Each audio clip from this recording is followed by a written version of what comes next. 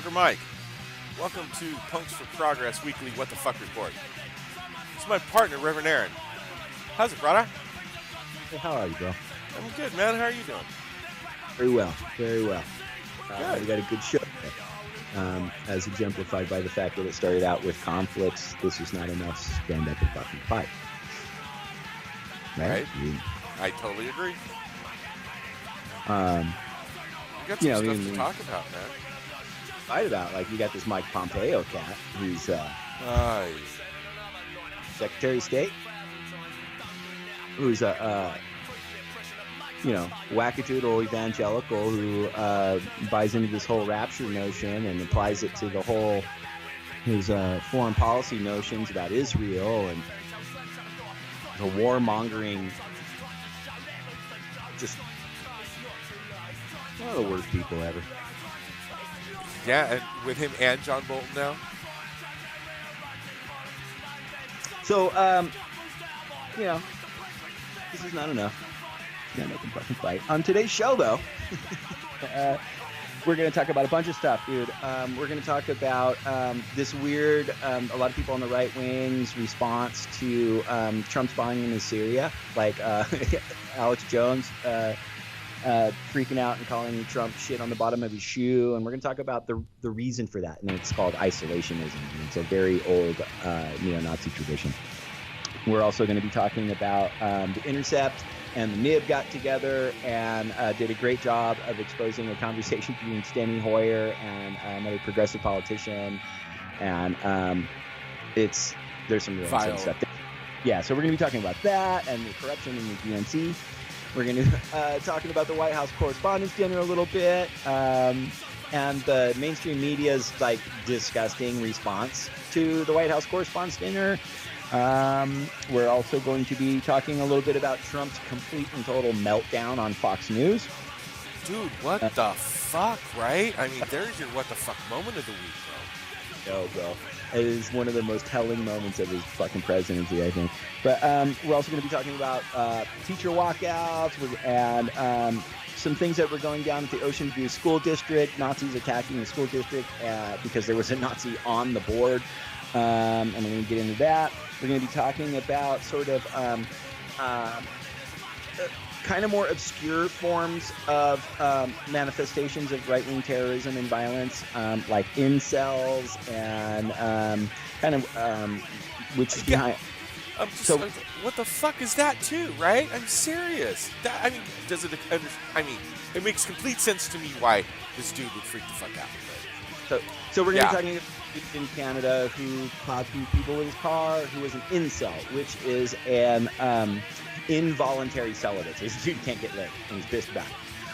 And then also we're going to kind of contrast that with the Waffle House shooter. Dude went in naked and shot a bunch of people at a Waffle House. There's some real underlying right-wing ideology behind that guy too, and that just doesn't out on the surface, and so we're going to be really talking about that. I'm thinking not a well-regulated militia. Right, definitely. And we're also going to be talking about the this heroic caravan of refugees coming up to San Diego and what's been going on with that. And we're going to be talking about that with SoCal Shannon. Yeah. Going to break that down with us, and then we also do have a full SoCal Shannon report. And just so everyone knows, you should be hearing this show on Monday night or Tuesday. So anyway, Tuesday is May Day, so we're going to be doing a lot of coverage of May Day on today's show, and that's kind of the theme of today's show. And I think that's pretty much what we're doing, right, bro? Wow, that sounds like a lot, man. It's a lot, and we also have we're going to drop some stem on you fuckers. Get it, Stem. Trump uses them like a prophylactic. He just shoves ISIS up his big, dirty asshole. I think he takes us for granted, like, dog crap on his shoes. Master's my friend. But he was doing good, and that's what makes it so bad. And the left will make jokes, but this ain't funny, man. You're a liar. Here's the news, Trump. I'm not dog crap on shoes, brother. You are crap on my shoes, you son of a bitch. Not listening. I'm not listening. Go back to the video. Shit.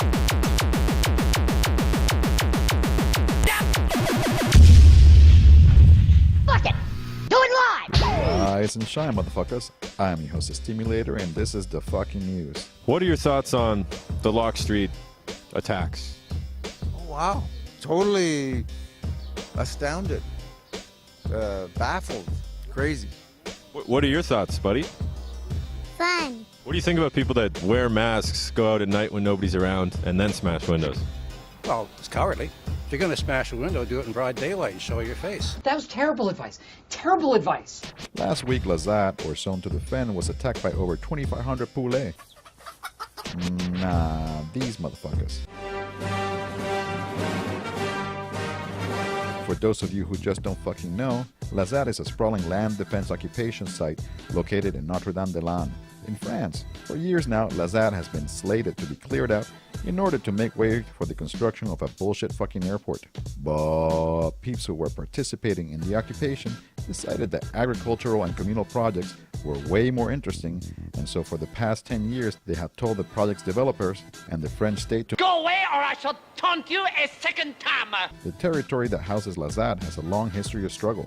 It also happens to be one of the few pieces of actual fucking nature left in France, a 4,000-acre space comprised of farms, wetlands, and forests. In recent years, Lazat has become world fucking famous for its locally produced artisanal fucking cheese, sustainable community ethos, and militant fucking resistance, with shit disturbers from all over the world flocking to visit this real-life Ewok village. In January, the airport project was officially scrapped.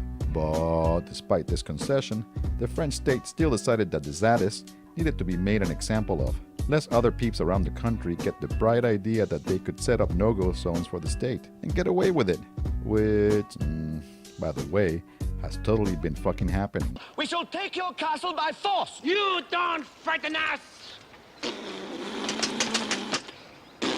So early on Sunday, April 8th, Macron sent in the motherfucking troops as part of the largest domestic policing operation in France since the riot of '68.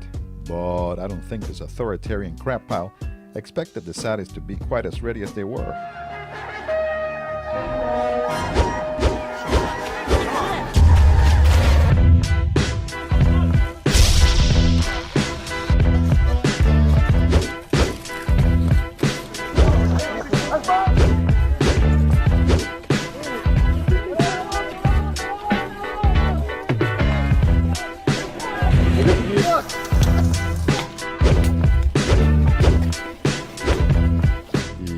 The fucking cops got their asses whooped proper. They were attacked from all sides, faced flaming barricades every few meters, had their helicopters targeted, and got fucking ambushed by la motherfucking resistance. The shit-eating fucking pigs managed to destroy several buildings on the site with the assistance of some heavily militarized bulldozers. But hundreds of allies joined the Saudis and have begun rebuilding the place. Solidarity actions have taken place all over Europe and around the world. Banner drops, occupations, blockades, graffiti, and fucking riots in the nearby city of Nantes.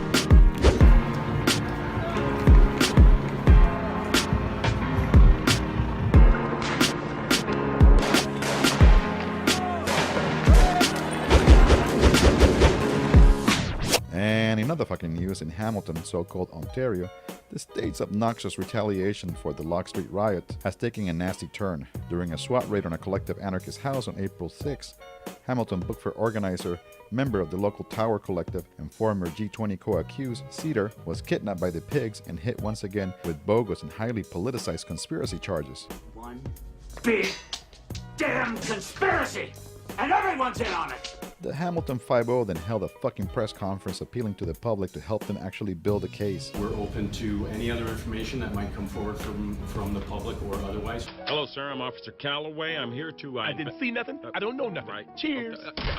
Last week, in a hearing where the Crown made it clear that not only Cedar, but all of anarchism was on trial, they were denied bail and are now facing the possibility of spending over a year in the clink as they wait for a trial. This tactic, something lawyers call procedure as punishment, is a favorite tool of the state used for repressing anarchists, radicals, and marginalized communities across Canada. It ensures that even if the sham notion of a fair trial doesn't result in conviction, Cedar, their crew, loved ones, and community will have to deal with the violent reality of their incarceration and all the bullshit that comes along with it. But as has been seen time and time again, sometimes repression can fucking backfire and end up strengthening the very peace it was supposed to break. Hamilton and the anarchist communities all around so-called Southern Ontario are rallying together, putting out solid analysis and communiques, and preparing to dig in for the long haul. They're also raising money for what they're expecting to be an expensive legal defense. If you got some extra Skrilla, please show them some love at fundraising.d-tower.ca. And that's all the fucking news for today. For some fucking reason, a bunch of you motherfuckers have been clamoring for a t-shirt with my fucking face on it. Well, you asked for it. To get this consumer product, head on over to sub.media/donate and sign up as a co-conspirator, or pick it up at our web store at sub.media/gear. We will be shipping these around mid-May. And don't forget to follow me on all your mass surveillance and mind control platforms. And now on Mastodon, just search for Stimulator. Hasta la pasta, compañera. We're back. You know, I saw something about those anarchists in the forest there in France on Democracy Now! I believe Amy Goodman actually went and spoke to them. They let her in, and I don't remember. I'm sure this was before all this went down. And I believe they were getting ready for some kind of a confrontation that, you know, they knew they were holding their ground and getting ready. So sure, that was good stuff. You know, oh no, and it's in action what we talk about a lot on the channel about how, you know, just be aware of what's going on, you know, with power and whatever. But really, the best way to combat it is to get out yourself with people in your community and just create the environment that you want to live under, you know. And every time people have done that throughout history, whether it's, you know, the Spanish anarchists or the Paris Commune or the mechanisms of power under capitalism freak out. You know, what are these fucking people doing other than trying to live a life they want to live it?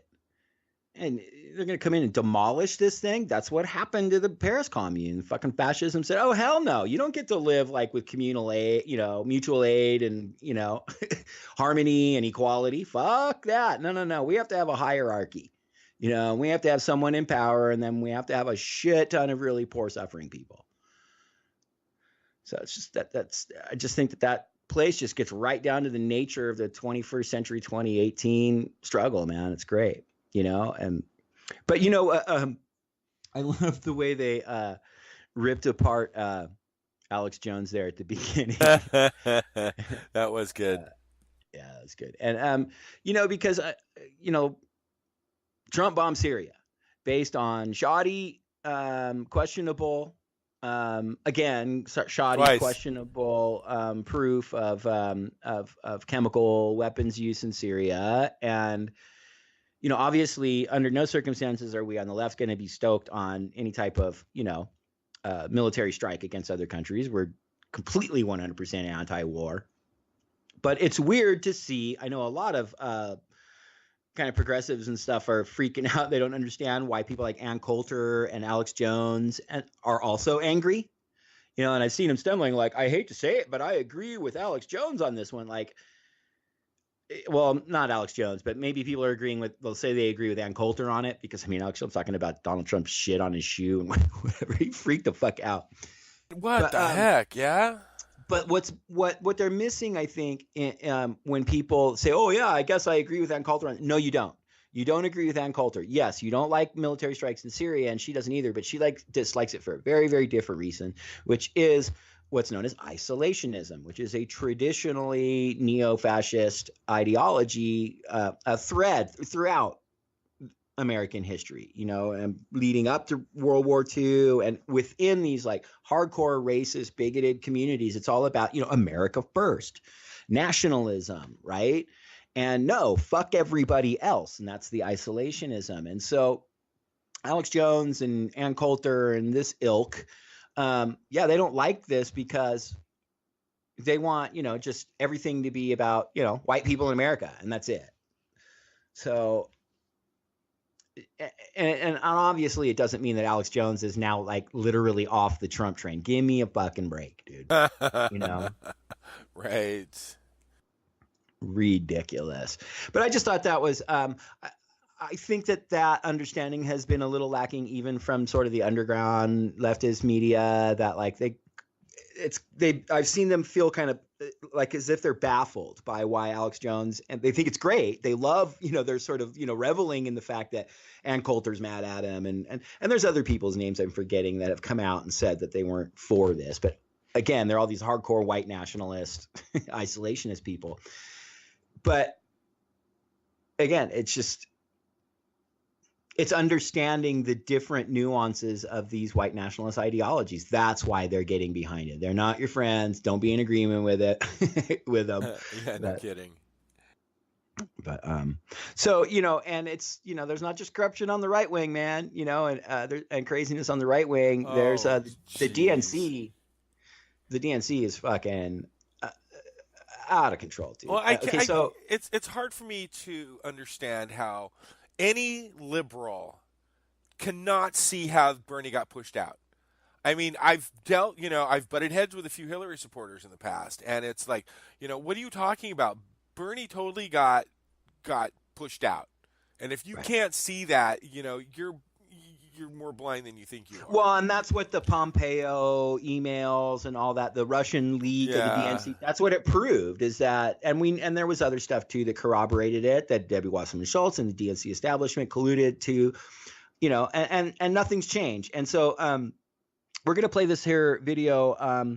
It's from reporting done by The Intercept, but they use, for us here at Punks for Progress, we thought this was really cool. They actually got the Nib to animate this exchange between Steny Hoyer and this progressive politician.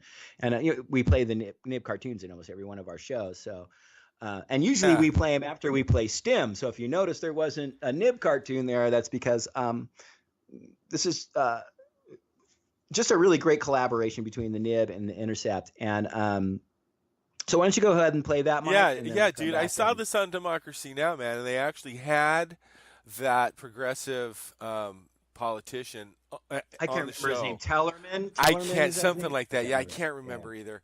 But it was really good. In fact, I actually posted that segment from Democracy Now on our page. You might want to check that out. But here, let's play this right now. Yeah. Yeah. In his farewell address, President Obama told Americans that if they were fed up, they should go out and run for office.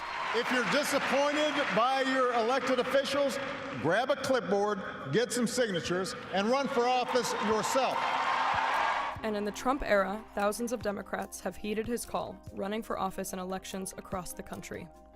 Meanwhile, in the race for Congress, the DCCC, or the Democratic Congressional Campaign Committee, has moved aggressively to crush competitive primaries. DCCC officials and senior Democrats are hand-picking moderate, business-friendly candidates and are attempting to push progressives out of key races. In Colorado's 6th District, one of the most competitive seats in the country, the DCCC moved in early to select Jason Crow, a corporate lawyer, as the party candidate, pushing resources, endorsements, and money to Crow while elbowing out progressive Democratic competitors. The Democratic Party often denies that they play favorites. What follows is a meeting between Congressman Steny Hoyer, the number 2 Democrat in the House, and Levi Tillemann, a progressive running for the nomination for the Colorado seat. Levi, obviously I want to talk to you about this congressional race. Absolutely, that's what I expected. Yeah.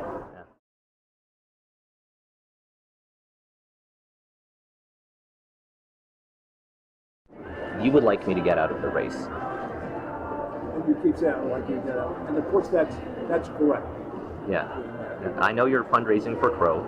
Yeah. You know? I'm for Crow. I am for Crow because a judgment was made very early on. I didn't participate in the decision. So your position is a decision was made, very early on before voters had a say. That's fine because that's the DCCC knows better than the voters of the 6th Congressional District, and we should line up behind that candidate. That's certainly the consequence of our decision. There are 2 things I'd like you to consider. One may be easier than the other.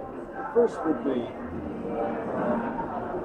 if you stay in the race. And frankly, I would hope you would not. I'll get to that.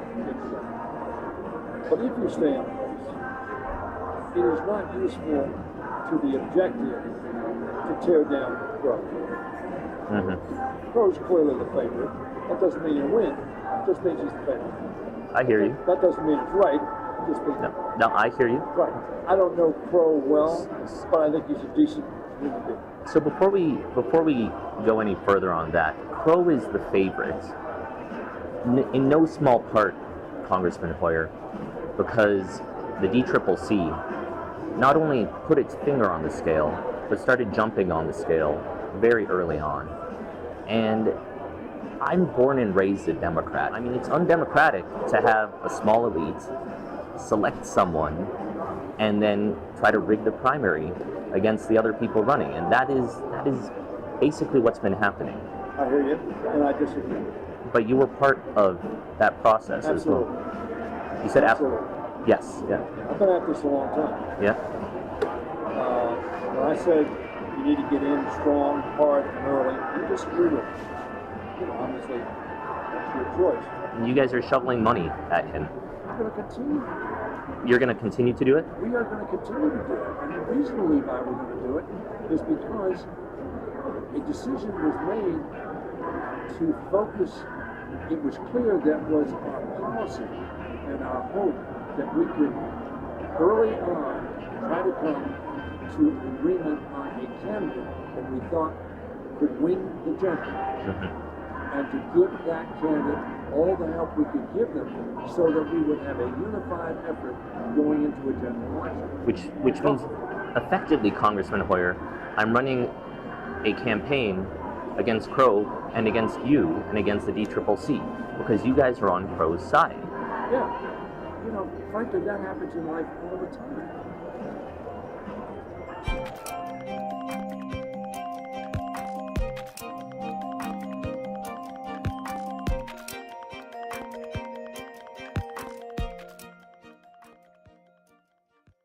Okay, man. Yeah, see, I don't know how many times we've said it on our page, that Republicans and Democrats are exactly the same, and that proves it right there. I mean, there's nuances and difference to them, sure, but when you get down to the nuts and bolts, it's the same level of corruption sold out to the same people. You know, they just have to sell their sold outness in different ways. You know, the Democratic Party is trying to sell their bullshit corporate fascism to liberals, while the right wing, who a lot of liberals have education, so they're a little harder to trick. but you can still trick them pretty fucking easy. You know, they can still be tricked. And then, but on the right, it's just you have such a mass of really uninformed people.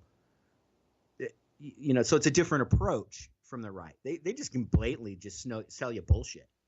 You know, but to listen to Steny Hoyer say that, like, yeah, that's just what we're doing, and that's what we're doing all over. That's what's happening. That's what's going on. You know, and they're already, you know, and now you've got like Kamala Harris and Cory Booker and these people going, oh yeah, we're not taking PAC money. You know, and all these, you know, yeah, I holler bullshit. Pseudo progressives are, well, it's true, but here's the thing: all the pseudo progressives are like, yeah, you know, they're following this new trend in progressive politics that we don't take PAC money. But when you look at the percentages of these different people that recently, there's like 3 of them, and I think the other one was Gillibrand, maybe Kristen Gillibrand. I was talking to her with Mike from Punk Rock and Politics. So there's a slightly different average between the 3 of them, but on average, it's about 7 to 9% of their campaign funds comes from actual super PACs. The vast majority of it are these like one-off donors, large one-off donors. That's where the vast majority. So it's like, yeah, it's just totally a, you know, it's a dog and pony show, dude. It's a light show. It's a laser show. Oh, we're not taking PAC money, but you know, we're still going to take, you know, $100,000, $1,000, blah, blah, blah from this corporation and that corporation and shit. You know, so just be careful with instead of $35 a person. Right. Which they're, you know, and guess what? The thing is, the type of people who may have donated to Bernie in that way might be fooled. Oh, they're doing what Bernie did. They're not taking super PAC money. I'll give my $23 to Cory Booker, who is totally sold out to the pharmaceutical industry and voted against affordable meds for elderly people in the United States just recently. So, keep in mind who these people really are. They're not, and then you have, like I said, when you have Steny Hoyer, it's not Steny Hoyer doing this. What he's telling us is this is, our game plan. This is what we're going with. And he's telling this other dude, get over it or get rolled over, man. Because this is what's going down. We're backing these people. We've already decided who we want for these elections, for the midterms and for 2020. Right, and it basically comes down to money. Mm-hmm. Now, so once again, we got to get money out of politics. And one of the things that, like true progressives, I don't consider myself a progressive. I'm an anarchist. Mike, you're much more of a progressive than I am. Yes, I agree. But true progressives, I think that's one of our kind of like one of the big ones we're looking for. The progressives want to hear, universal health care. They want to hear, education, and then they want to hear you're not taking PAC money. So these people have went, here's a way where we can still take all these, still be slaves to our corporate donors, but give the impression to, a lot of progressives that we're actually following this new sort of edict or this. It's sort of a command from progressive citizens. It's like, we don't want you fucking taking PAC money. We don't want, you know what I mean? We don't want corporate money ruling our elections. So they kind of sidelined it. And I think it's kind of shifty and underhanded, man. Well, that's what I was going to say. You almost don't have to tell a real progressive whether you're getting PAC money or not, because they can tell. Because if you don't come right out and say free college, free higher education for all, if you don't come out and say free health care for all, universal health care, okay, we know for a fact you don't give a shit about us. That you're taking money from somewhere. If you hem and haw, well, we can probably do this and that. No. You can probably do nothing. You can do it. It can be done. Bernie has said it can be done. And I think Tulsi Gabbard's the only other one I've heard that but I mean, and like I say, I was talking about this Gillibrand with Mike from Punk Rock and Politics, and he was, she's the next darling, keep an eye on her. And it's like, well, there you go. We've kept an eye on her, and there that name popped up again, and here she is. It may not be PAC money, but it's still single interest. It's still big donor, and it's not somebody from the people. So listen to how they talk about it. If they hem and haw and they beat around the bush and they kind of, well, we'll take this, but it's going to be this. And no, it's not that hard. It's really not that. It's very, very freaking simple. And I think that's one of the reasons that, Cittadini is in, because he would say things that were very simple and easy to understand. Right. Instead of him and Han, we're going to do this. He'd lie through his fucking teeth. But the bottom line is he made it sound like, oh, yeah, we can do this, no problem. So. Yeah, and so this is their, now when you understand the playing field going into this midterm election, June is you need to be – I know the Nevada primary is June. So if you're not registered, Nevada's a closed primary. You need to register for your party if you want to vote in the primary in Nevada. I don't know what Hawaii is, bro. But, the primaries are coming up. Yeah. Coming up real quick. The Kahuna and I were talking about registering because I'm going to have to re-register here. But I think Hawaii has same day. But, just – be aware that this is what you're up against. And, hopefully you can find in your home state, wherever you're listening from, person that, that's running that isn't these scumbags, these corporate sold out liars. And, yeah, it's going to take homework. It's going to take homework, but there you go. Right. However, I really feel hopefully we gave you a little more, a couple more tools to determine, and understanding. But I think people are up to do the homework now, though, bro. I think they are too, man. And you just got to tell them, like, it's almost like, okay, look, go do your homework on this, and that's on this specific thing. And maybe I don't know. I guess I'm trying to toot my horn a little more than that shit. But we let's move on to something a little funner. Okay. The White House Correspondents. America. So Trump didn't go. I did. No, for the second year time. in a row. Yeah, first president in how many, whoever many. You can't years. take the a only fucking one. joke, dude. Yeah, because he's a coward, man. A fucking coward. And only pussy you can't. And eat it was fantastic. I actually did watch a lot of it, and but of course everyone is talking about Michelle Wolf's performance, and which I think was it was crass and it was crude, but she was talking about crass and crude people.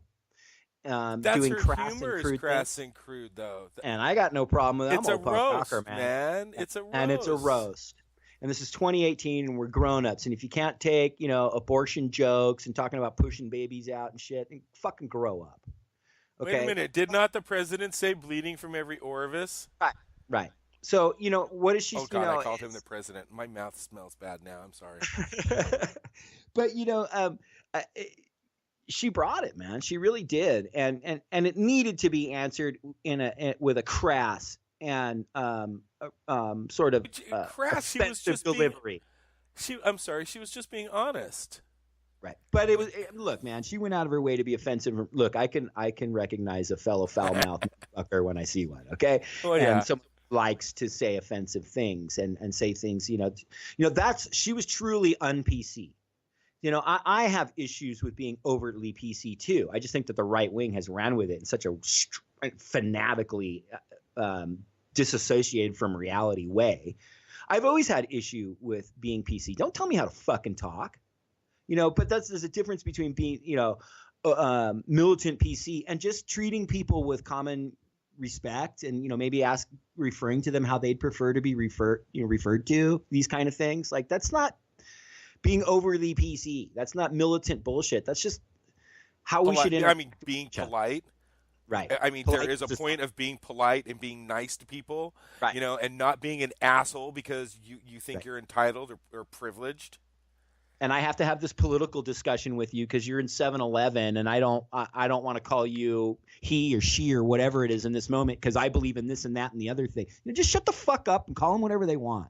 That's not what PC. So what she did, I think, was properly. It was like a righteous un-PC, And of course, on the right stage. We need to get right into forum. it. We need to get into it. Let's just play the video, yeah.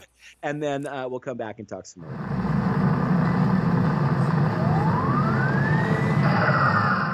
Of course, Trump isn't here. If you haven't noticed, he's not here. And I know I would drag him here myself. But it turns out the President of the United States is the one pussy you're not allowed to grab. He said it first. Yeah, he did. You remember? Good. And of course we have Sarah Huckabee Sanders. We are graced with Sarah's presence tonight. I have to say I'm a little starstruck. I love you as Aunt Lydia on The Handmaid's Tale. Mike Pence, if you haven't seen it, you would love it. Every time Sarah steps up to the podium, I get excited because I'm not really sure what we're going to get. A press briefing, a bunch of lies, or divided into softball teams. It's shirts and skins, and this time don't be such a little bitch, Jim Acosta.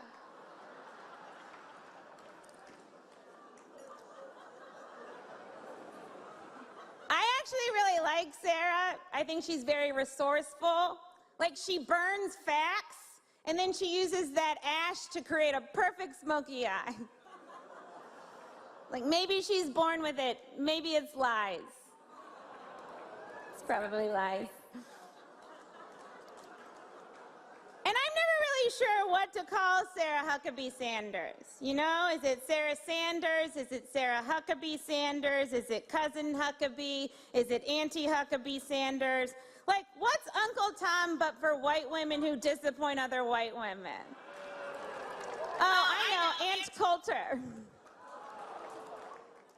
There's a ton of news right now. A lot is going on, and we have all these 24-hour news networks. And we could be covering everything. But instead, we're covering like 3 topics. Every hour, it's Trump, Russia, Hillary, and a panel of 4 people that remind you why you don't go home for Thanksgiving. Milk comes from nuts now, all because of the gays. You guys are obsessed with Trump. Did you used to date him? Because you pretend like you hate him, but I think you love him. I think what no one in this room wants to admit is that Trump has helped all of you. He couldn't sell steaks or vodka or water or college or ties or Eric. But he has helped you. He's helped you sell your papers and your books and your TV. You helped create this monster, and now you're profiting off of him.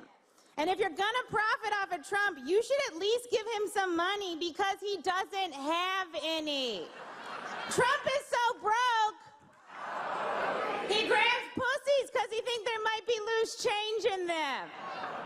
All right, like an immigrant who was brought here by his parents and didn't do anything wrong. I gotta get the fuck out of here. Good night. Flint still doesn't have clean water. Oh, see, there you go. Mic drop right there. Flint still doesn't have fresh water. Damn, dude. That was hardcore. Yep. No, she brought facts, man. She brought some reality. And, you know, the whole piece is 18 minutes. So that's just a very small portion of it. And she went after a lot of people. But I think, you know, the Sarah Huckabee Sanders portion is what's getting the most attention in the press. And I think it's because just the way you can see Sarah squirm. You know, I know, right? Like visibly. Ooh, and I love, you know, the thing about, you know, maybe it could be lies. I think it's lies. Like, oh. It's lies. And she just keeps like going on with it. Oh, and it just, so that was just fantastic. And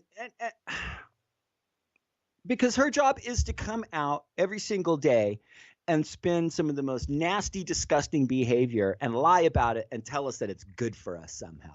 That's what she fucking. Dude, I know, right? And she knows she's lying.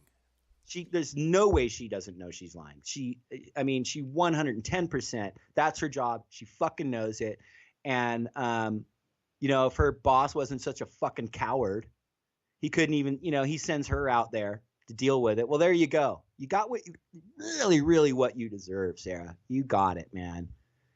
That look on her face, just, I mean, priceless. You know how your mom, I don't know if your mom ever told you this, you know, when you'd frown, you make a disgusting face. She'd be like, don't do that. Your face might freeze like that someday. I think Sarah Huckabee Sanders' face froze like that. I mean, she never really gets out of that nasty squirrel of a face that she's got. I mean, it's just all puckered and, you know, with a scowl. I mean, seriously, I mean, she scowled through that whole thing. I don't think she even barely cracked a smile and visibly moved in her seat.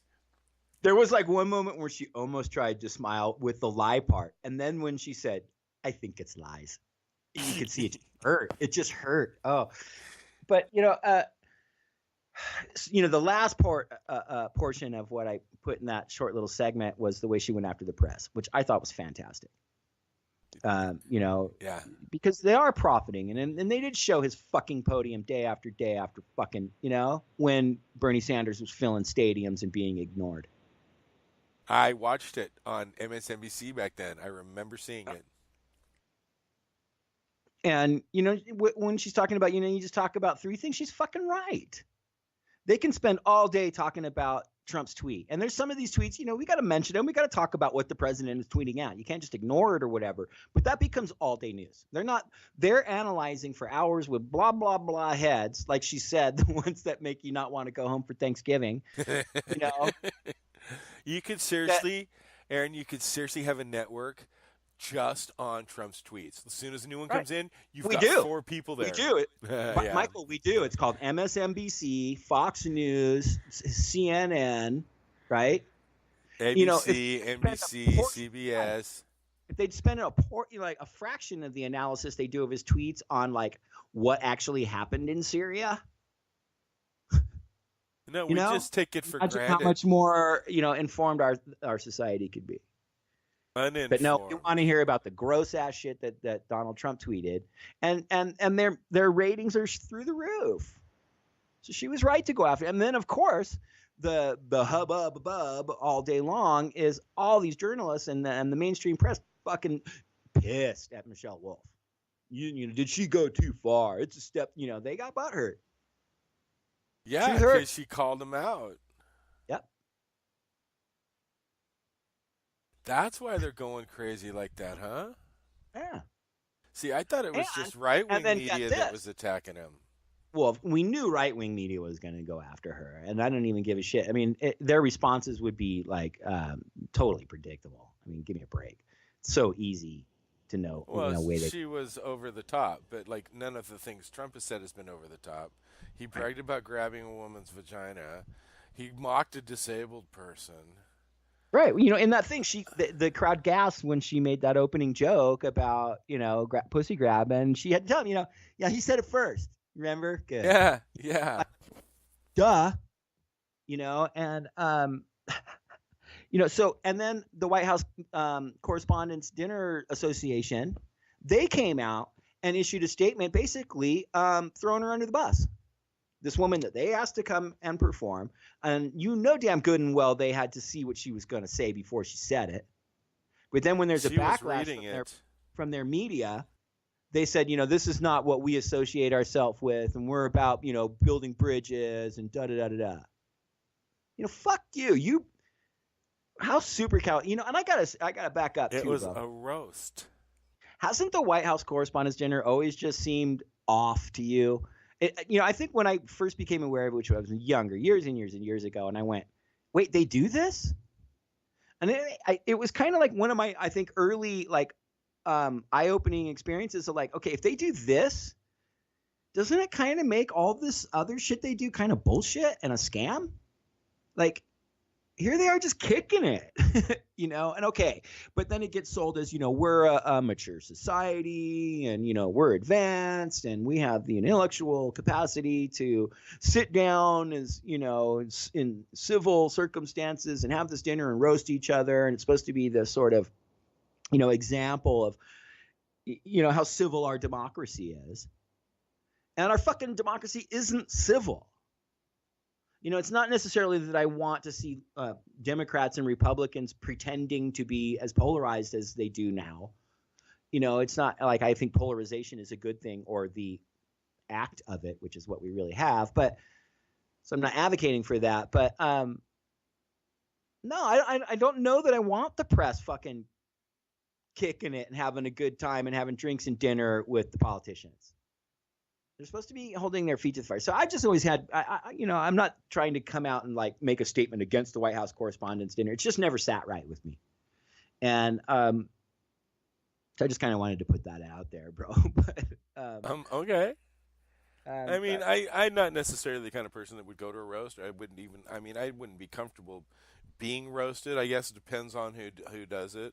I mean, I could probably take it from you. I don't think you'd cross too many boundaries, but I mean, it just depends. In that kind of a forum, that's kind of what it's meant to be. So I don't think she crossed any lines because of where she was and what she was doing. I think she did either. Right. I mean, she called it like she saw it. That's her brand of humor. Right. And I believe that if the White House correspondents are the ones that hired her, then they should have known her humor. And probably, like you said, had even seen what she was going to say. So, yeah, she called him out. And they're pissed. And she has every right to. She was talking about very disgusting behavior from very disgusting people. And what is she supposed to do? Wrap it up in a Marx Brothers routine? She fucking did, bro. She flat out called Sarah Huckabee Sanders a liar to her face. Yeah. And wrapped it up in a nice Marx Brothers colored bow. Yep. Groucho, Harpo, Gummo, Chico, I don't remember all of them. So if you don't like the joke she told, you might want to take issue with the material she was given to work with. That's all I'm trying to say, man. And and let's just reiterate the fact that fucking Cheetolini didn't even show up. Pussy Boy couldn't even fucking handle it. And so, which great segue into the man had a complete meltdown on live television. Oh, I see. I know it's a while back. It's like a little over a week ago or so, but yeah, but still, come on, man. I haven't seen the whole thing, but what I've seen was like, whoa. It's intense, man. It's really just watching a human being unravel. Well, you don't watch him. You just hear his voice. he just called in and, it was over the Cohen raid and all this stuff. And is Cohen going to flop on Trump and all this kind of stuff? And, his standard stuff, Comey's a scumbag and, no collusion. And, listen, let me just say this and I'll let you go, Mike, is that, we're used to Trump and his like sort of grammatically horrible, barely coherent tirades, but this was different. This was you could see that this man is fucking terrified. Dude. Yeah. Well, let's talk about the beginning of that whole segment. They threw him a softball. Hey, what did you get Melania for her birthday? Oh, yeah, that's right. Nothing. He's too busy. He got her a card. But he sets it up like, hey, it's Melania's birthday, so that's why I wanted to do this today for Melania. And they're like, well, what'd you get her? He's like, the card. And wow, okay. Yeah, and I'm too busy. I'm real busy. But he had plenty of time to get on the phone. The way they got him off the phone was, I know you're real busy. You should probably get back to work, Mr. President. Well, and that was the thing that was so hilarious, too, is they cut him off. They were like, whoa, let's Yeah, they were taking the rope away. You give a guy enough rope, he'll hang himself. Yeah, they were taking the slack up on that rope because he was hanging himself. And what is it? Ducey was even like, no, calling him out on shit and stuff. They were like, please, master, kind of like like the beginning of that Sting segment. Like, Precious, no, the master, no. He stop melting down on my show. It's too bad we don't have this video. End the segment. No, I mean, a lot of people have seen it, and it's kind of old. But I just want to say that I wanted to talk about it a little bit, and I think we kind of said enough. But just because the reason I wanted to talk about it is because, look, I don't think that there's necessarily ever going to be proven collusion. I think there's a very good chance we'll find out that he's been laundering money for billionaires who happen to be from Russia for years and years and years, and he's done a bunch of illegal shit. I think we're probably going to find that out, and I think that Mueller might be finding that out. But collusion, no. That's why he is so obsessed with no collusion, no collusion, no collusion. I believe him. I believe Trump on that one. I think they're probably not going to find that. I don't think they're going to find evidence that Trump got together with Putin and colluded to change the election. But I think I think that's what Mueller went into it looking for. But listen, man, when cops start looking for stuff, they start doing an investigation. If they find other things that are illegal, they don't just go, oh, well, but that's not the thing we're looking for. No, they go, oh, okay, well, there's this illegal thing you did. And that's why Trump freaked out from the beginning, because he knew if they open up this can of worms and start looking into collusion, they're going to find a bunch of other stuff. And when they got to Cohen, he is losing his ever-loving shit. I love it. He pled the fifth. Because, only mobsters plead the fifth. If you're not guilty, why are you pleading the fifth? Isn't that Trump? Isn't that what Trump said? Yeah. He went on and on and on and on and on about different people who pled the fifth. And it proves you're guilty. And, and in most circumstances, it does mean you're guilty. But like,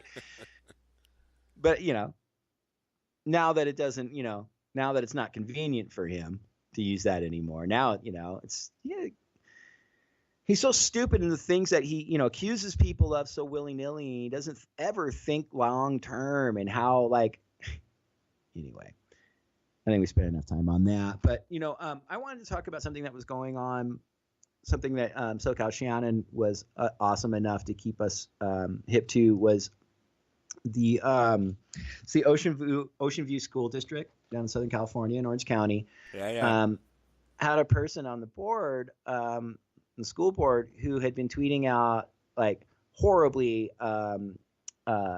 anti-Muslim tweets and stuff about how it's actually the actual black people sold the slaves to the Americans, so it's actually blacks are responsible for slavery because there was Africans in, black Africans in Africa. I mean, that happened. There were Africans in Africa that sold out their, countrymen or whatever. That did happen. But she tweets out shit fucking about how that makes slavery black people's fault. It's really gross. Okay. And so she gets, there's a call to have her removed from the school board. And so a shit ton of people like Proud Boys and a bunch of other fascist idiots show up to make a big fucking stink. and show up to the school board. There's footage of it on our Facebook page of the live streams, and they totally disrupt the school board meeting, and they have to shut it down and kick everybody out, but then they let them back in.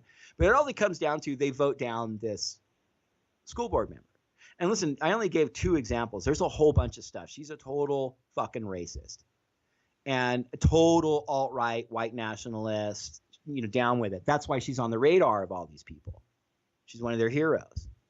And so she got voted out of the school board. But on the 7th, they're holding a thing, and a shit ton of these alt-right people are gearing up to go and disrupt this thing. So this is what's going on in America, man. Like, hey, this woman said a bunch of gnarly racist shit. I don't think we should have her representing our school board. And they're like, that's not racist. You're the racist. Literally, which is what they always do. How dare you call me racist? That makes you racist. How dare you call out my bigotry? You're a bigot for doing that. You're anti-American because you're squashing my freedom of speech. Right. My freedom to hate. And hate and speech is not covered under the First Amendment. And the reason I wanted to talk about it too, Mike, is because these same people that were coming out in fairly large numbers for some of these alt-right rallies and stuff, they don't have anywhere to go now. At least that was their outlet to vent. They have been lied to in such a massive way for so long, and been, sold this line that you need to be upset and pissed off and crazy. Everything's coming for you. You're victimized. You're a victim. Everything's terrible for you. It's not your fault. These bad people, getting them all hyped up and freaking pissed off. And they have nowhere to go vent it. So they have these rallies and shit to go do it at. They don't have that anymore. So now they're going to our fucking school board meetings, or, some church will hold a thing on loving immigrants, and a bunch of alt-right people will show up there and protest it because they don't. And listen, and we're going to see an uptick in some real sort of vigilante violence. We're already seeing it. Yeah, I would say we already have. But we're going to see more of it. Because these people are like, well, if they're not going to get out and do the rallies, if, I can't go to the Milo's tour, or if Richard Spencer isn't out touring, where am I? I'm going to go have to take care of this myself. And they're going to start bombing people and shooting people and doing crazy shit. And we are already fucking seeing it, bro. So, like, this dude that plowed over all these people up in Canada last week. This incel guy, right? So, Yeah. Mentioned a little bit at the beginning, but incel is short for involuntary celibacy or involuntary celibate, which means you can't get laid. And they're angry about it. And they want to blame other people for it. Of course. It's always somebody else's fault. Aside from the other, billions of people who aren't getting laid. I mean, a lot of people are getting laid, but a lot of people aren't, too. Yeah, I'm well aware. And most people go, shit, what can I do to make myself more layable? That's usually what generally what people do. Right? But these incel people, they want to find someone else to be to blame for it, which makes them, the whole MRA, the men's rights activist people and all this kind of shit, these misogynist people, it's a great home for these incels, but these incels go further. What this guy did is kind of the type of stuff that incels talk about in their online forums and stuff. They talk about doing these sort of mass killing the normies. Because it's their fault. They're getting all the sex that they should be having, apparently.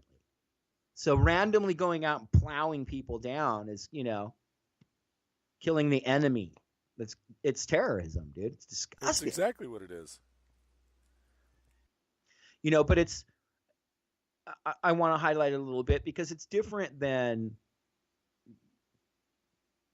Dylan Roof going in and shooting up the church and saying, I want to start a race war. This is why I'm doing it. It's different. But at the root of this incel thing is far right wing extremism and bigotry and misogyny. So it is the same.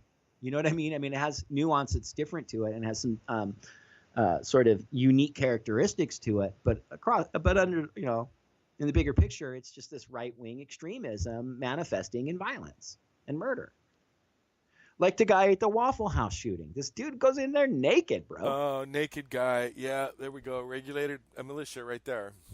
So, what it's really easy to go, oh, okay, well, there's obviously mental illness, and obviously getting buck naked and going shooting up a Waffle House. Shooting up a Waffle House could infer some mental sickness, but it may not, because you could be very sane and very clear-minded and very clear-headed and have a very specific agenda in going in and shooting up a Waffle House. But doing it naked, there's some serious issues. Okay, and I'm not trying to make jokes. Then how the hell did he get a gun? But let me just say this. Well, that's what I'm going to set up. Is this dude tried to walk into the White House? That's right. That's right. And the Secret Service took all his weapons away, including his AR-15 that he used at the Waffle House. But they gave it back to his dad. And Pops gave all the weapons back to him. Gave it back to him, and he went and did this. Now, listen, this dude is a white nationalist. So, yes, he has some very serious mental health issues. But when you take someone who has some very serious instability and then feed him a steady diet of far right wing YouTubeism and Fox News and Alex Jones, voila, naked dude shoots up Waffle House.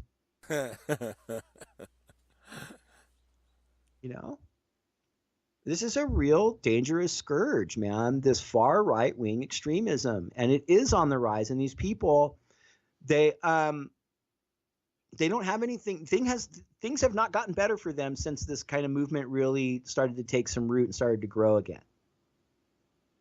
So they haven't anything to appease their frustration. They're still fucking pissed off, man. They're probably more pissed off. And it's scary. So these people are dangerous, and we need to educate ourselves to them. And you can't tolerate it in your own community. You can't let some dude run his bigot mouth at your fancy dinner. You can't let some asshole, say bigoted shit to the person in line in front of you at the grocery store, man. You gotta do something. We have to confront it because people are being murdered. And they think that they're doing this stuff. They think that they're the victim somehow. Yeah, right? Insane victim sounds so familiar. Listen, that's a little bit of a downer, but hey, you know what time it is? That time again. Time for the SoCal Shannon C report, dude. Let's get SoCal Shannon up in here. Hey, Shannon. Hey, Mike. What's up? Hey, Shannon. Hey, Aaron. So, welcome to the show. We're going to do a full-on SoCal Shannon scene report today, but first we're going to be talking about what's going on with this caravan of refugees down in San Diego that hit San Diego yesterday, and really kind of flesh out all the details of what's going on with that. So it's kind of a two-part SoCal Shannon segment, but Mike, why don't you go ahead and play this video that we got prepared for what shows what happened down in San Diego yesterday, and then we'll come back and shoot the shit with Shannon about it.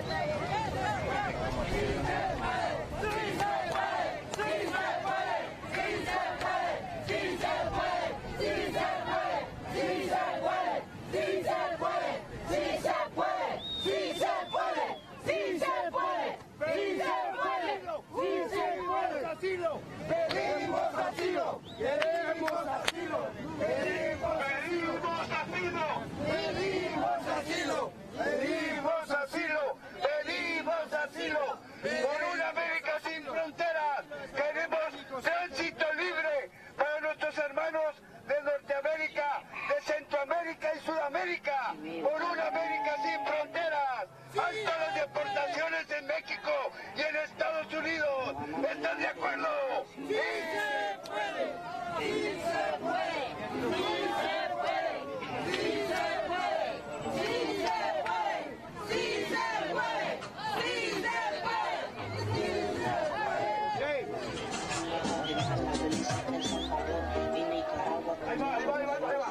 Pasa,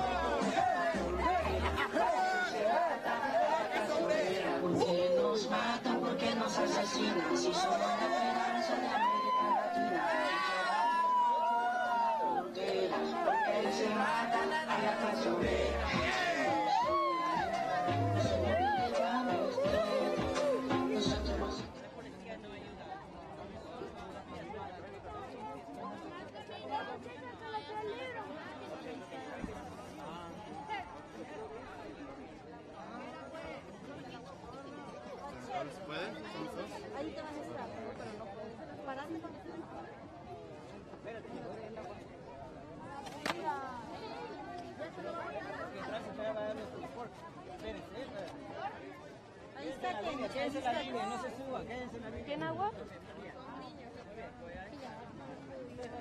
Ok. ¿Tiene? Ah, bueno, voy aquí. Get the water. Who's going to get the water? El agua. Espérate. You can stop right here. ¿El agua? Mi amigo ya le dio mi You got the food? The lady needs to. Espérate, yo te voy a agarrar el fresco. ¿Tiene dos? And we're back. There's just so much to say about that. I mean, I can't help but love seeing the celebratory nature of the people there welcoming them. And when you consider the very, very long, hard road that they have traveled, escaping just the worst possible circumstances that humanity can be forced to endure. And anyway,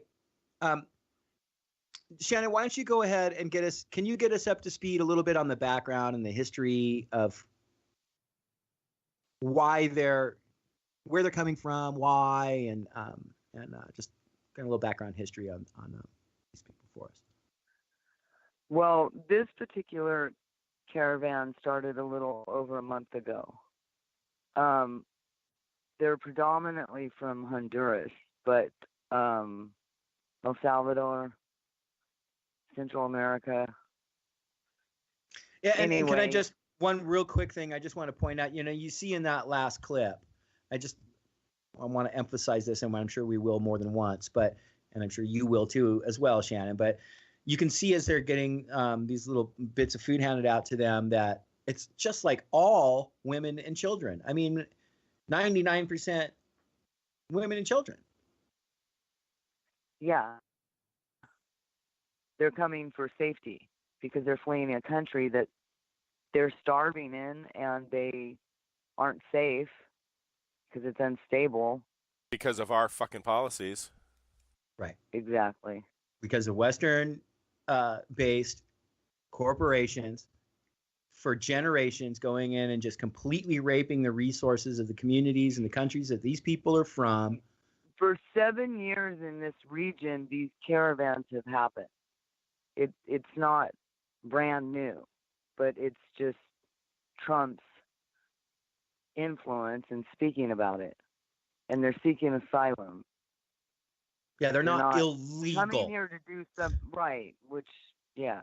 Okay, so let's kind of break that down then, Shannon. So, like, okay, in the video that we showed, you see there's a few people sitting on the wall, right? So it looks like they're trying to sneak in or break in illegally or whatever. But, the That's vast not majority. what I got from them. I didn't either. It looked like they were having a party on the wall.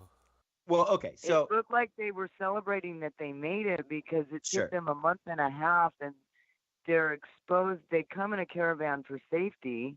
They started out with 1,200. They ended up with 150. Exactly. And I guess I'm kind of speaking to some of the horrible comments in the live stream of where we got that video from News 10 San Diego. And right. That was my reaction. So because it's, the first comment was shoot them all. Yeah. And I was like, these are women and children. I know, and that's I was going to say they're human beings first and foremost, but well, we usually tell people, hey, warning, don't look at the comment section. That's a common thing we post on our Facebook thing. No, we I share said articles look and stuff. at the comment. This one, look. Awful. It is so awful. Not a minute goes by where they're not saying, let's plow them over with bulldozers. Plow them all down. Where's the sniper when you need them? Not a minute goes by that someone isn't saying that shit. I said something about they don't even know the situation, like exactly what is happening and why, these particular groups of people have had to migrate to and that's safety. why. Right, and let me say this, and then I'm definitely going to let you go on. But that's why I kind of brought up, in those comments, you'll see them saying, "Oh, here they are breaking it," and it's like that is so absolutely not what's going on. And in fact, the group that arrived had every 100% intention of all along, and did this, which is they went to the proper authorities and the immigration authorities and said, "We're here, and we would like to apply for asylum." They did not come here and try to sneak in and break the laws. So, and that's these people on these comments. You're here illegally. Fuck you. We, shoot them. Well, they're not here illegally. They didn't do anything illegal. They suffered their own fucking trail of tears to get here, and have every intention of going about it in a legal way. But were they even given that, Shannon? Were they even given the opportunity to seek legal asylum? No, they got turned around and had to spend the night in Tijuana. I don't know why Mexico just doesn't. I don't know. Shit's fucked up in Mexico too. It's not like Mexico's perfect. Right. But yeah, these people are desperate. They're desperate. It's not like that's the other thing. It's so short-sighted. The comments are like, they're here just to get ahead. Just like, well, no, they're here seeking refuge because they don't have any safety in their life. And they just put themselves in great danger, and obviously because 1,200 of them didn't make it here. So it's just, I don't understand people just saying, well, just shoot them anyway, because I don't understand. Because they don't understand the situation. They're not intelligent enough to actually understand and take the time to realize that the reason these people are leaving is because, just watch a fucking documentary. The reason these people are leaving is because their sons are being either killed if they don't. They're being killed if they don't join gangs. Their daughters are being raped. There's no food, and it's because of our policies, our government's policies. Raped. Yes, their sons are being raped because of our policies in their countries, specifically Central America.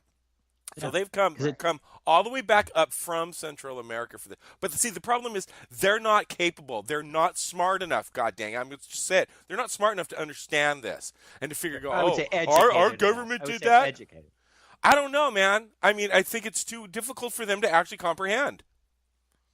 Call that whatever you want to call it, uneducated or unintelligent. Sure.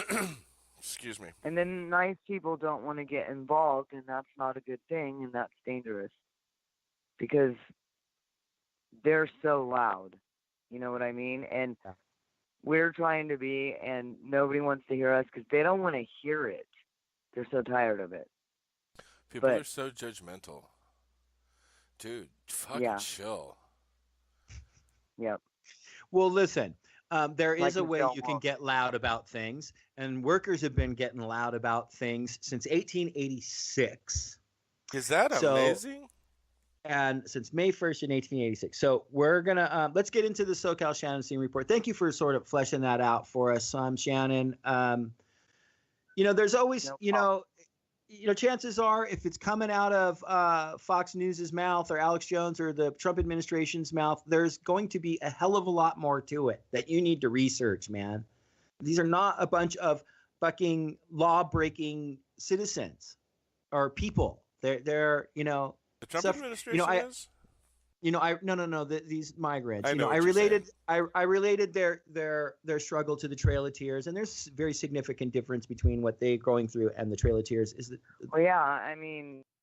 The indigenous people didn't have an option; they were forced to endure the Trail of Tears. Right. Same thing. We do the same thing here. Look at how many missing women and children there are. These are the literal definition of refugees. On the reservation, it didn't happen. It's disgusting. But okay, so anyway, that's a whole nother show. Let's get into May Day. So before we do that, though, Shannon, we got this short little video put together by AJ Al Jazeera Plus. Quick 1-minute video explains real quick Haymarket and the bombing and how May Day started. And so anyway, let's play that real quick, Mike, and then we'll come back for the SoCal Shannon Scene Report, because she has a whole bunch of stuff going on for May Day. For millions of workers around the world, the 1st of May is their day. In the late 19th century, American labor unions were fed up. Fed up with being overworked, in dangerous conditions, and with little pay. So in 1884, the Federation of Organized Trades and Labor Unions met in Chicago and had one major demand: an 8-hour workday. And on May 1st, 1886, over 300,000 American workers went on strike. 3 days later, thousands of strikers met in Haymarket Square, where a riot broke out between cops and workers. A bomb was thrown into the crowd, killing several people. It was called the Haymarket Massacre. And today, May 1st is known as International Workers' Day. While every country's workers have a different history behind May Day, they all commemorate those who have and continue to give their lives for workers' justice.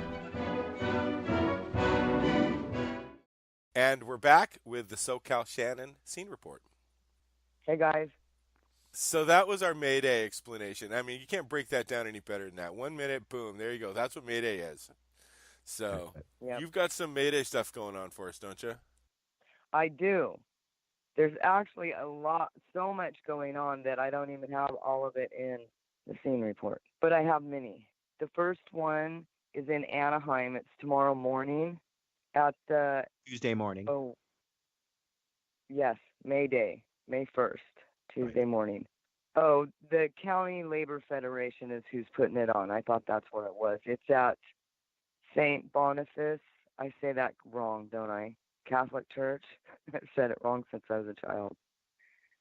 At 8 a.m., they're going to have a mass before the rally, and then they're going to have a march. They're going to have a mass, and then a march, and then a rally. And that starts at 8 o'clock in Anaheim at St. Boniface Catholic Church. There's going to be community groups, community organizations, different unions, activists. I mean, there's like a ton, hundreds of endorsements though for this march. Excellent. And then in downtown LA at 11 a.m. in the morning, Roofers Union Local 36 with the same thing. Many other unions and community organizations. There's way too many. They're gonna have their march. It starts at Pershing Square and it ends at the downtown detention center. That's kind of a big deal considering what we were just talking about. Yeah, totally. So yeah, that's another good one. Those are in the morning, and then we have one at noon, also in LA. That is at the LA Immigration Court. That's on Olive Street. That starts at noon, and they're calling it Together We Fight Back. That is SEIU and 12 other organizations and unions. And their theme is like in the spirit of Dolores Huerta, MLK, Harvey Milk, just to get out there and organize and speak to the power. There is a May Day march in Sparks too. So the Reno Sparks area has one, and it's from 6 p.m. to 8 p.m. It's actually in Sparks at the Central Labor Council at 1819 Heimer Avenue in Sparks. Be a bunch of different groups there. DSA is going to be there, and Monks for Progress is going to be there, and so that's the May Day march for Reno Sparks. So, Mike, I'm sorry. Actually, I'm sorry, Shannon. Was that all you had, or That's was all there? right. Oh, okay, no, cool. I have two more. Okay, cool. Look, so go ahead. Sorry. I have two more. Excellent. They're quick. No hurry. In Orange County, there's one at 4 p.m. at Cesar Park. That's OC May Day Collective. I've been going to that one. They've been having it. I remember it when I was a kid. So, like, it never was like a big deal. Where I grew up in Santa Ana, it's Civic Center and Flower. So that's where all the marches and parades and like the lowriders with the car clubs would have their parades and stuff, you know? Yeah. Shriners and whatever, you know, like community. Remember when we were kids, we used to have stuff like that? Anyway, so yeah, that's actually not there though. It's at Cesar Park. And that's at 4 p.m. I shared that on the page. There's other community organizations and stuff going to be there as well. And the last one is also in LA. That's also at 4 p.m. at MacArthur Park. That's Union del Barrio, sorry. That's their theme is just demanding all power to the workers and the right to organize is their theme. That's it. Excellent. Fantastic homework. Thank you. Also, our a fantastic comrade up in the Portland area who has it was going to the May Day marches there, but Joey Gibson and Patriot Prayer are planning it with the Proud Boys. They're planning a huge huge by their standards, counter demonstration to the May Day march in Portland, and we're going to try and get some coverage of that. So watch our Facebook page as well. Take May Day back. What From what who? The heck? It's been the grassroots labor movement since 1886. No one has ever stolen it. Since the 1980s, it's been chipped out so badly. We're here. Right. The workers don't have rights like they used to. Once again. Apparently, the globalists have taken over. And the Marxists have. Even I don't know. It might have always been the Marxists that were doing May Day. Just kind of saying, so who you taking it back from? No, you're trying to fucking steal something and maybe even appropriate it, which is what, I don't know, white privileged people have been doing for a long time there, Joey Gibson. So good luck running for Congress. But so watch our Facebook page for some coverage of that. And if you're in Portland, heads up, stay smart. Those cops shit on you pretty hard up in Portland last year. Do you remember that, Mike? We covered it.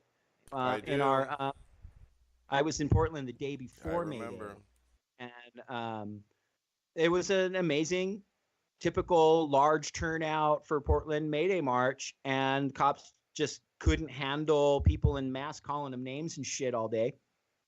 And I think there might have been an occasional Pepsi can in the air, but they just en masse shut the whole thing down, and it became an entire chaotic shit show. And do you think they have the momentum still? Well, I mean, last year, it was just the cops that did that. But this year, I think they might for this, Shannon, because I I talked a lot about this in my recent presentation at UC Berkeley about how there's been a real decrease in their activity over the last couple of months as far as organizing events and stuff. So that I might haven't seen anything down here. And so I think that might be all the more reason they might get a bigger turnout this time, because they're bored as fuck. We talked about it earlier in the show too, Shannon, before you were on. We talked about the incel dude who drove over people and how it's becoming more sort of vigilante terrorism because they don't have, the Milo Yiannopoulos tour or the, Richard Spencer tour to go and be all fascist-y at. And so they're itching Although to do Milo just spoke in San Luis and there was nobody. And he also just got ran out of a bar in New York. He got chanted out of a bar in New York by the DSA, who happened to have a meeting there. And that's weird too. Is it really a coincidence that Milo showed up, or this large group of DSA people were having a meeting? He just happened to show up at that bar. I mean, I don't know. I think no, he was, he's always playing the victim. It's right. Pathetic. He's a little right. And anyway. So yeah, we'll see. We'll see. You know what I mean? I think it was a good question, Shannon, because it could piddle into nothing and have a small turnout, but because they haven't had anything going on, they might rally behind him. All these guys are begging for money and shit. They're hurting. They're begging for money big time on their live streams. Richard Spencer is asking for money for his legal fees. But go ahead. The Republican candidate for Senate against Feinstein is backed by David Duke. I mean, total white nationalist, dude. I hate that guy. Ex Grand Wizard of the KKK. Yeah, I don't know. I really do think I hate him, though. Seriously, I think I do. And then what was this picture you shared also today, Shannon, of the same woman that was standing over the kids with a gun when they were yes, who was standing with this who were they standing with Arizona. throwing these Nazi signs and shit? Get us up to speed. The governor of Arizona. The governor of Arizona. He wasn't throwing the sign, but he was laughing like Kanye was. Right. With two different people who were, and then one of them is the same woman that's been down in Southern California. Of them were throwing the sign. Yes, they've been to the San Diego. I believe they were at Chicano Park. They want to raise the American flag in Chicano Park. And then affiliated in Chicano Park. When Trump came the last time, and then a year ago before that for a rally, they've been at city council meetings in Orange County. Where she was at the Ocean View City Council meeting, was she not? Or am I wrong about that? That one, she's Base Dickman's, right? Isn't that? I think it's two different women. Okay, gotcha. So I'm not positive on that though. And Joey Gibson's most recent campaign video, it features Roger Stone. Who has the ear of the president, and so they may not be organizing on the streets and stuff, but that doesn't mean I would say that all of our organizing against them over the last year has been effective.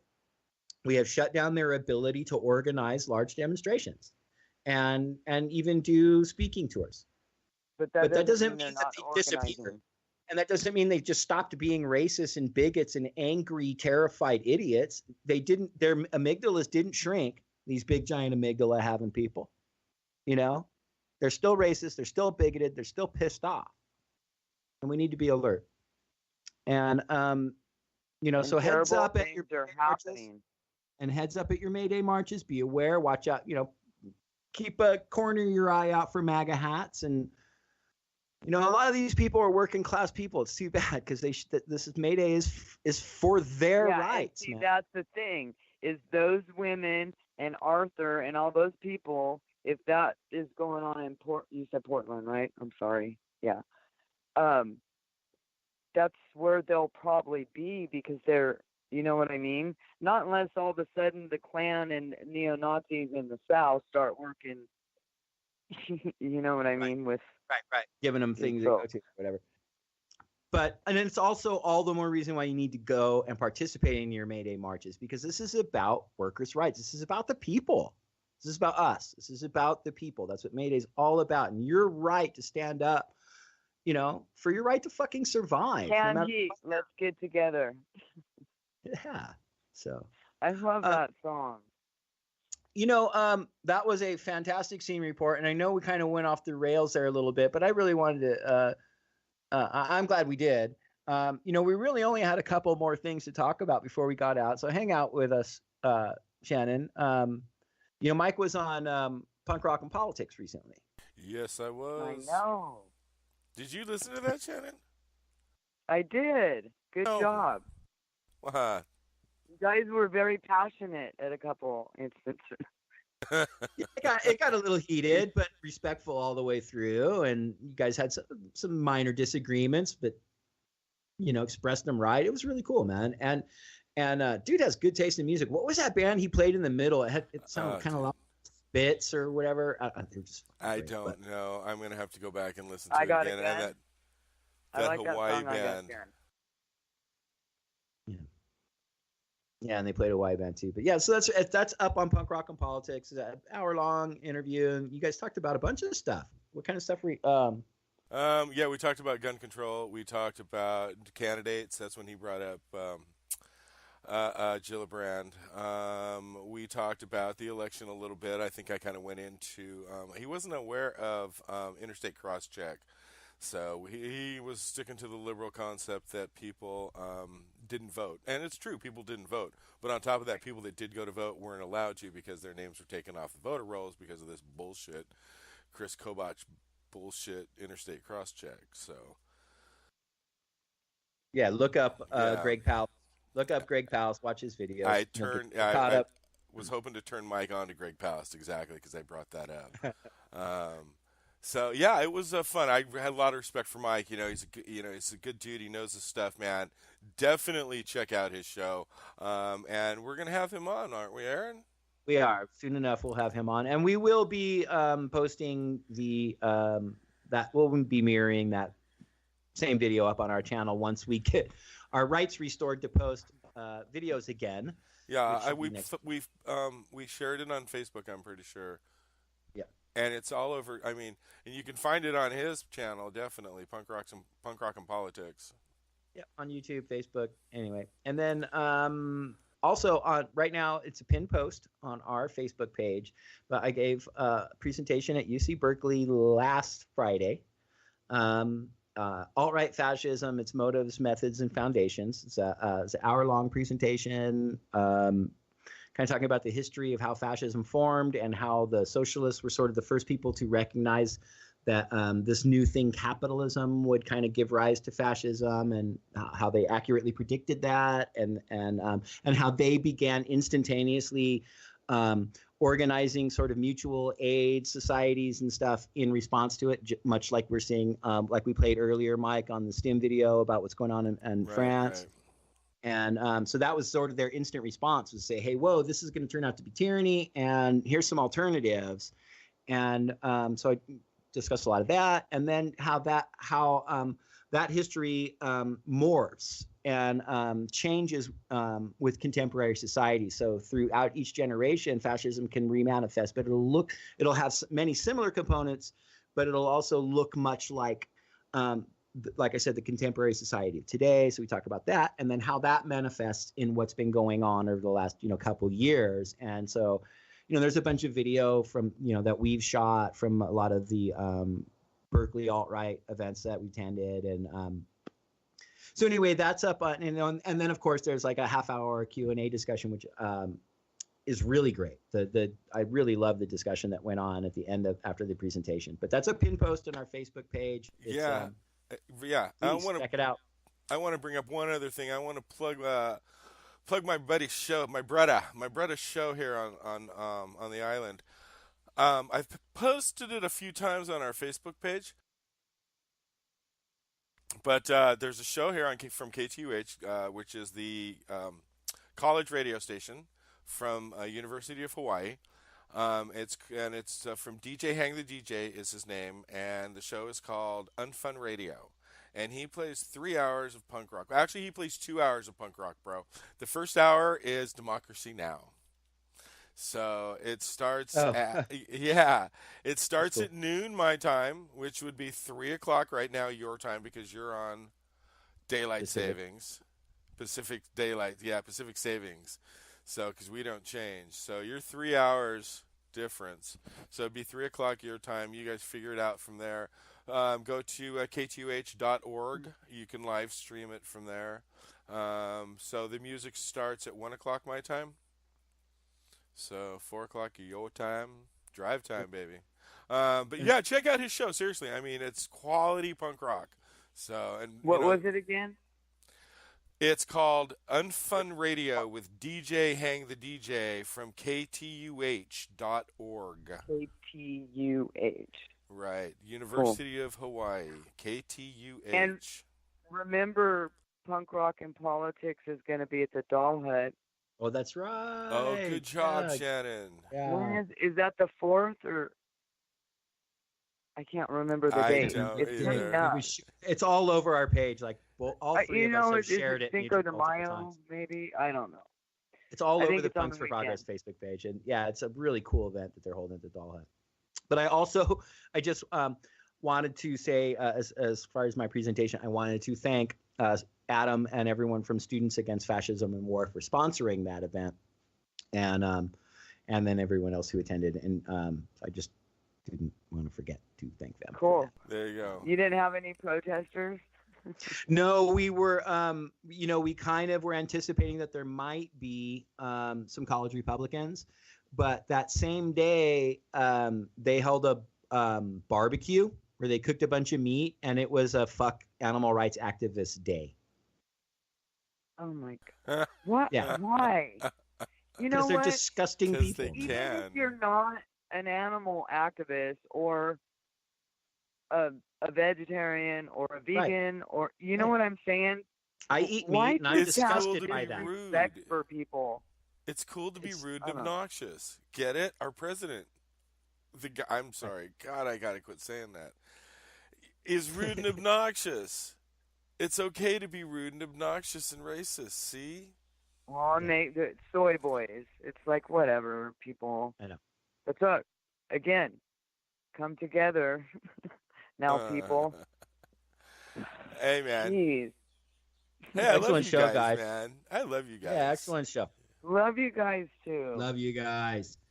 Hey, really bitchin' show. Make sure to, subscribe to our YouTube channel. We are going to be back up within a week. And I also we'll be doing another show next week. And then as soon as we get our rights restored, which I think will be Thursday or Friday, I have like 3 or 4 videos lined up, ready to post and ready to go of some really cool stuff. So, go ahead and subscribe to our YouTube channel, even though we haven't posted anything for a week and a half. And, like and share our shit on Facebook. Please follow us on Punks the number 4 Progress on the Twitter. And if you got, a $1.380 lying around, donate it to our Patreon. That'd be cool. Sweet. Have a happy May Day. It's time for Mr. Rogers. Happy May Day. Later, guys.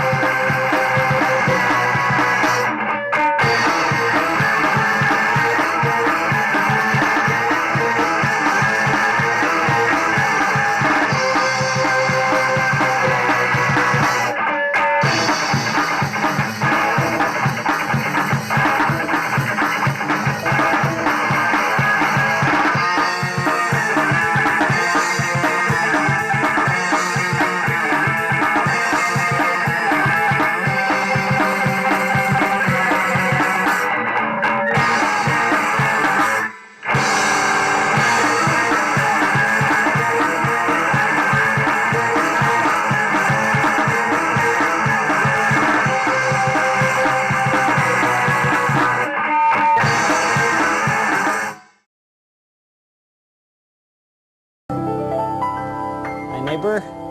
Welcome again to this neighborhood. I'd like to show you something. You know what this is? Well, maybe if I press this button. This is a cassette player with a little cassette in here, and there's nothing written on it, so we'll just have to play it to see what it is. Do you ever imagine things? Are they scary things? Are they scary things? Do you ever imagine things? Things you'd like to have? Did you ever see a cat's eyes in the dark and wonder what they were? Did you ever pretend about things like that before? Did you ever grow anything in the garden of your mind?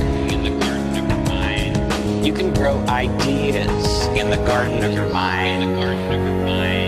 It's good to be curious about many things. You can think about things and make believe. All you have to do is think and they'll grow. Imagine every person that you see is somewhat different from every other person in the world. Some can do some things, some can do others.